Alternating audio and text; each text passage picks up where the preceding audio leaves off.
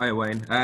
Clearly, you've spoken about the fact that the results haven't been as you've desired, but I think James alluded to it. Does it give off a sense of panic, and why now? Because from the outside, it looks like a bit of a panic move. No, well, what else can I say? I think I've said it.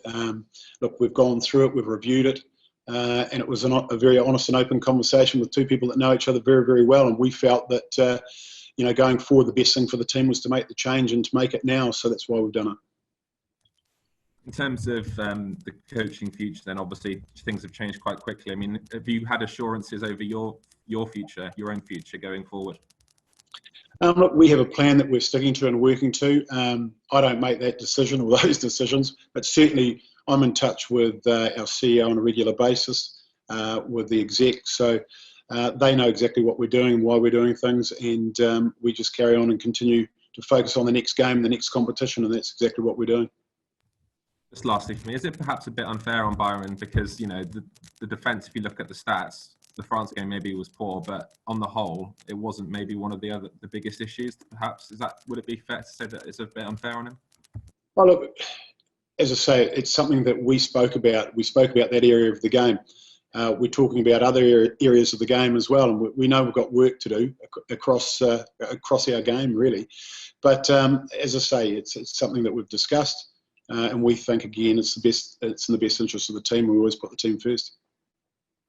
Thanks. I'll let Will go. Thank you. Hi, Wayne. Will here. How's it going? Good, thank you.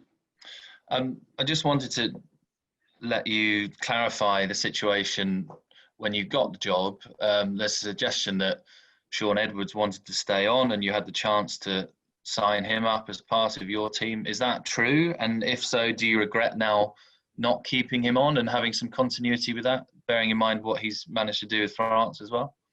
Yeah, it's well documented, I think, with the media that Shaun, it was announced that he was going to Wigan. I had been in talks with Shaun, and then it was made clear, I think, at the end of the Six Nations, might have been after the Ireland game, that Shaun was back in the market. And we sat down and we spoke, and we were very keen to keep Shaun, and Shaun was very keen to work in a two-coach system with Byron working with him. So those discussions were had. We thought we had Shaun, and at the last minute we weren't successful. So we tried very, very hard, and I don't think there was anything else we could have done.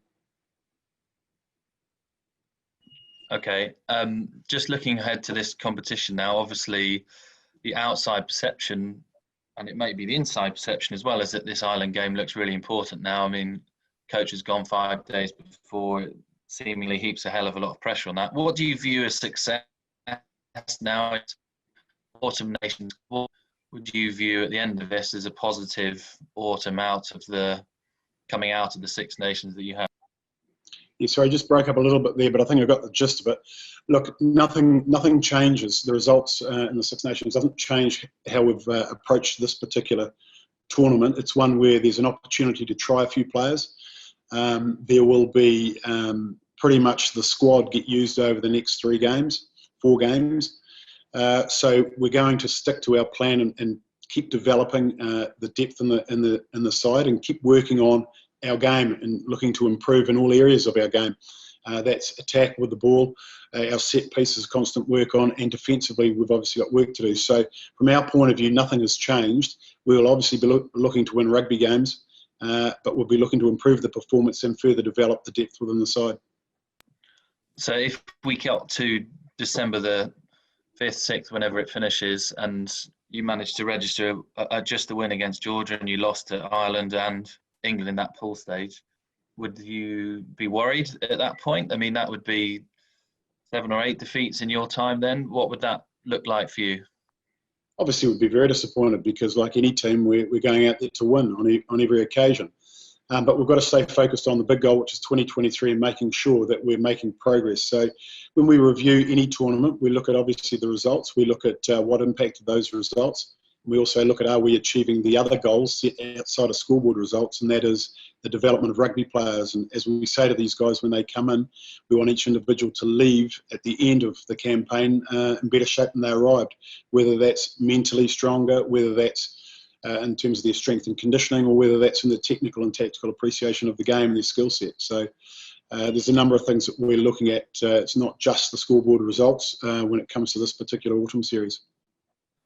Just a quick one to clarify. Have you yet been told that you're going to be given time until the end of the next year, end of next Six Nations or anything like that? Or are you purely working tournament to tournament now? I appreciate you've got a contract and everything, but have you given any assurances about the fact that whichever way the autumn goes, you'll be here next year?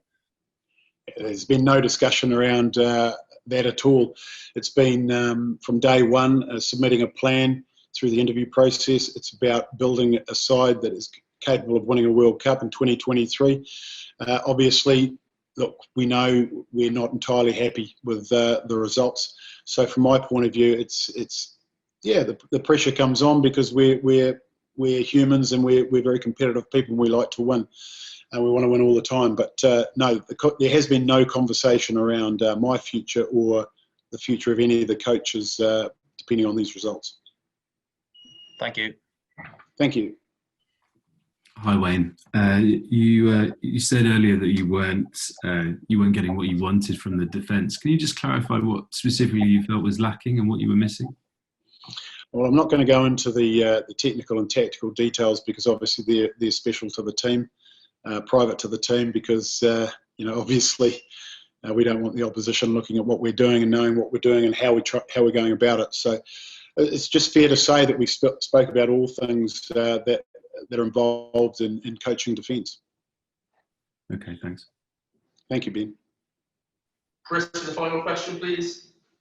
Hi, Wayne. Obviously, the human aspect of it all. How is Byron after? I know it's the early days since, but yeah. Look, Byron is like anybody. He's disappointed. He's disappointed in some of our performances, obviously. Look, he's a conscientious hard worker. There's no doubt about that, and he's put his heart and soul into it. Just things haven't gone the way he would have liked and I would have liked. As I said at the outset, tough conversation, but he's a very mature man, a very honest man, and he's reflected on it, and he's wishing the team all the very, very best, and I know that he means that, and he'll be following us and supporting us and helping in the background where he can if required. Because I guess the qualities that got in the job, they're still there, so presumably you're backing him to, if he wants to stay in rugby or whatever, to still... Yeah, well, I think, if you look back, it's a different level of the game, isn't it? But if you look back at the Pro 14 or Pro 12 when it was, the Scarlets were the first team to win an away semi-final in the history of the competition. It was done with 14 men against Leinster away, and it was defence that got us into that final, and defence that played a big part in the turnovers that allowed us to score long-range tries to win a final. So Byron's done some very, very good things with the Scarlets and in teams or in the team that I've been involved with for a long period of time. So look, I have no doubt he's a very, very good coach. It just hasn't worked out on this occasion in this particular competition, and where we think we want to be in 2023 is a different place.